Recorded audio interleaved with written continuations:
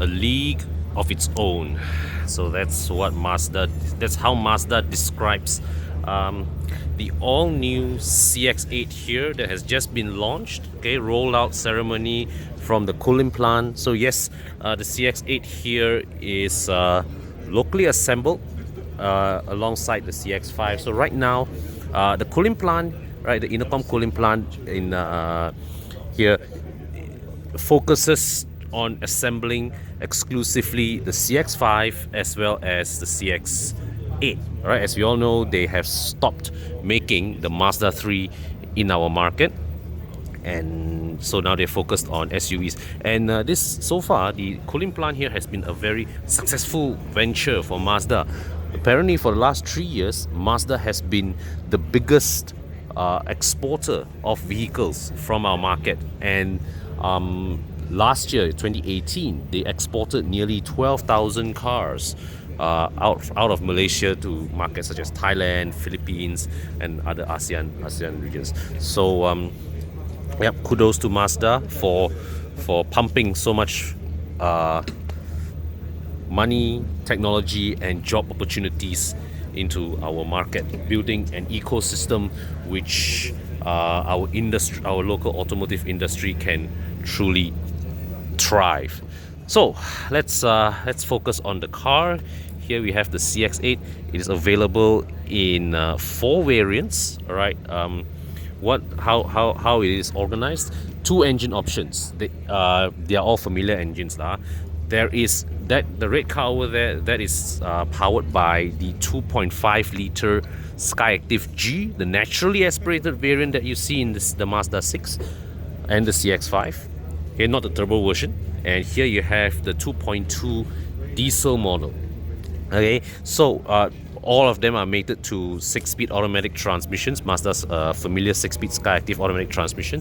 The 2.5 engine goes with front-wheel drive, whereas the 2.2 diesel comes standard with all-wheel drive. An entirely sensible decision, if you ask me, because Mazda's dynamics, all right, they have optimized their vehicles well enough for front-wheel drive. So when we've driven the CX-5, the car's handling or traction does not feel any way affected by not having all-wheel drive. But when you're talking about the diesel variant with 420 Newton meters of torque, you want to deploy that torque on all 4 wheels, because sending all that torque to just the front wheels can be a rather dangerous combination, particularly in the wet. Now, so the diesel variant is the range-topping model, whereas the petrol model is available in 3 grades, and you distinguish between the 3 grades entirely via their seating configuration. So there's the 7-seater model that serves as the base variant. Okay, then you're moving up. There is the 6-seater model, all right, with 2 captain's chairs. And right here you see this example here. This is the top of the line model, 6-seater with a center console at the rear. So this is the most premium offering of the CX-8. Okay, and now let me just give you a quick glance of the dashboard first.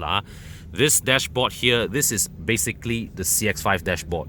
Okay, so we have seen this before. I'm not going to spend so much time in here, but other than highlight that, okay, you have heads-up display there.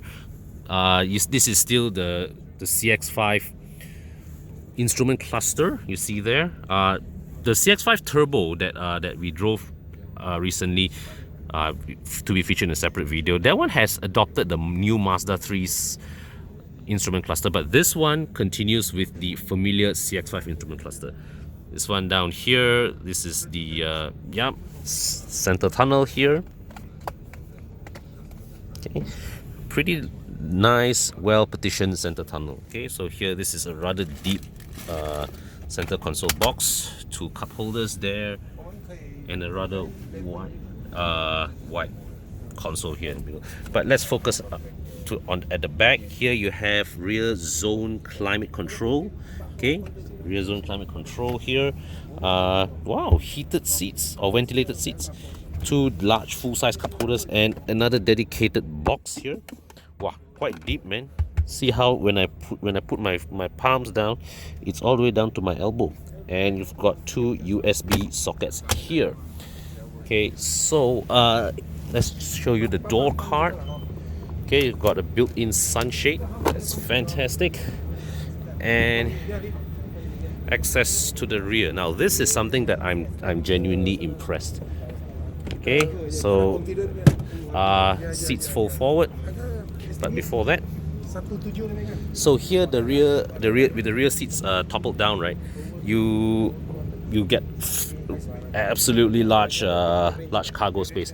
But even if I pull the seats up, a relatively easy affair, there is still very good space here, good enough for 2 or 3 carry-on luggages. Now, okay, so let me just step inside. Okay, I'm going to show you a more later. There's a test drive. I'm going to show you better. All right, but right now, for the purpose of this quick video, I'm just going to step in here. Entry and exit very easy. Just look at this space and how little struggle I got in. No problem. And I'll just pull this. Okay, check out the amount of leg room that I have. Okay, fantastic leg room. Of course, we can't talk about thigh support lah. With I think Mazda has done fantastic to even liberate, to free up, give us this much amount of space. I'm not going to complain about thigh support here. Got good headroom. Okay, headroom is a big compromise for my 170 cm frame, but still, I reckon it's still, most people here, you will fit in this relatively comfortably. If let's say you are taking this car from PJ to Klang or something like that, okay, for your bakute or whatever, this would not be an uncomfortable ride for over 50 or 100 kilometers. Okay, there is, what is this? There is a little hook here, but doesn't seem accessible. Oh, okay, there's this hook here which you can pull down to hang things. Okay. Oh no, sorry, I think that's for you to hook and luggage nets. Right. Okay, let me just come back down here. So really, the entry and exit to the third row seats, fantastic. All right, the amount of space available also brilliant. And so this is the CX-8. This example here, this is the 2.5 petrol model. Over there, that is the 2.2 diesel. Later today, we will be taking this car out for there's a short media drive session. Okay, that will be conducted later today. So maybe I'll be able out there in outdoors. I'll perhaps be able to show you the interior. Okay, in under better lighting conditions. Okay, but before that, let me just having showed you the interior just now, let's quickly run through the exterior first before we wave goodbye. So here at the back, right, you can see this this tail end is reminiscent of the CX-9. Okay, Amira, tutup pintu